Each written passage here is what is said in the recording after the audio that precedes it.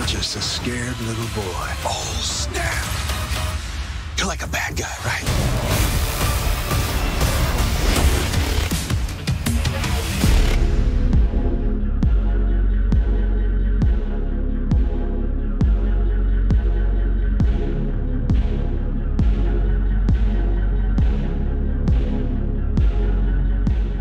Did you have reservations about taking on another supervillain role after Green Lantern? No, Okay. not at all. I think Sivana is a fantastic character, and I think being part of the DC universe again was really cool. And I've said it before, but you know, I got to now, I feel, explore somewhere we should have gone with Sinestro, but never had the opportunity to do. Did you base your Sivana performance on anybody?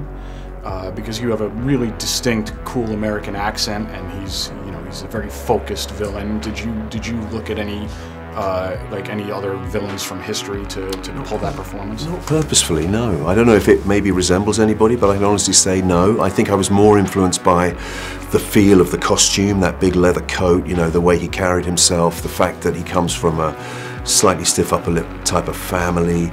You know, his father's obviously the CEO of a massive Sivana Industries company, so I tried to base him on that sort of where he came from and the way he felt in that coat with those glasses and everything more than anything else.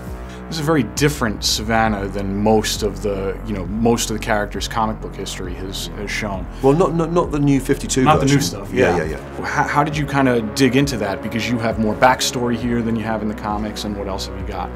So, how did you kind of prepare for the role?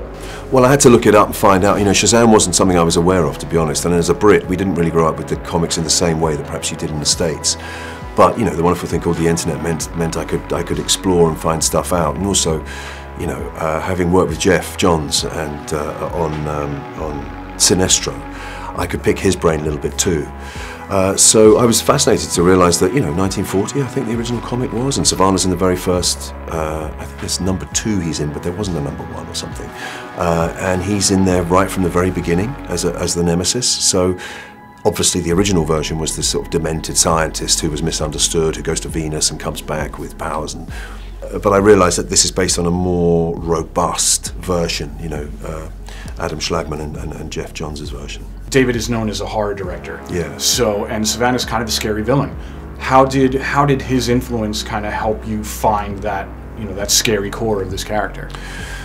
Do you know what? After I saw the movie, I was so delighted that the guy, that David comes from the horror world, because it really, it just totally supports that character. I've played villains a lot, and the villain comes in, he does his thing, but there was something extra that David brought to it, I have to say, that made him creepier than I thought he was going to be, and scarier than he was going to be. I don't know if he's done it subliminally with music or tone or whatever it is.